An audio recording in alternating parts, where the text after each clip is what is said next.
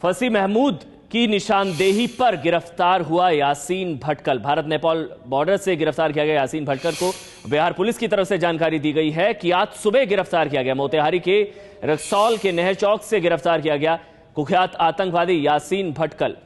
हमारे साथ Umesh Kumawat, ABP news संवाददाता, इस वक्त हमारे साथ जुड़ चुके हैं। उमेश, क्या जानकारी?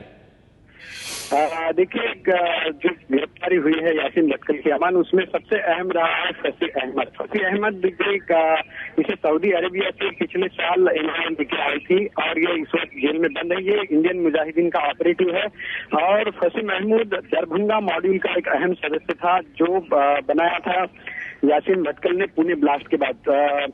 फसी महमूद यासीन भटकल के साथ भटकल में पढ़ा करता था और जब पुणे में धमाका किया था, जो जर्मन बेकरी ब्लास्ट हुआ था, उसके बाद एक नया मॉड्यूल बनाया था यासीन भटकल ने, उसमें फसी महमूद एक अहम था।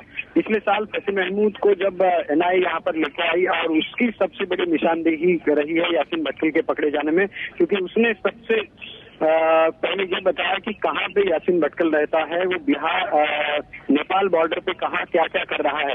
और खास बात यह है कि इस दौरान बिल्कुल किसी मोबाइल फोन का इस्तेमाल नहीं कर रहा था यासीन भटकल।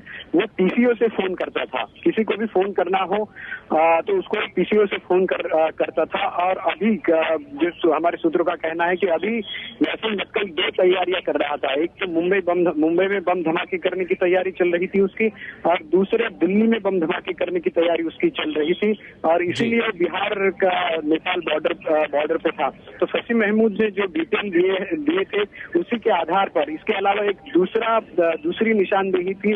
बिहार से एक ताहिर को एनआईए ने डिटेन किया था, उसको पकड़ा था और उसने काफी सारे क्लू उसके बारे में दिए थे कि फिलहाल यासीन भटकल जो है वो बिहार से ऑपरेट कर रहा है। और पिछले 2 महीनों से जो सेंट्रल एजेंसी की टीम थी वो इसी इलाके में पिछले 2 महीने से थी, और क्योंकि ये मिल नहीं रहा था, क्योंकि किसी तरह के मोबाइल का इस्तेमाल नहीं कर रहा था, इसलिए केवल पीसीओ से फोन। फसी महमूद जो कि दरभंगा मॉड्यूल जो इंडियन मुजाहिदीन का उसका आतंकी था और उसकी निशानदेही पर वहीं से सुराग मिला और फिर गिरफ्तारी हुई।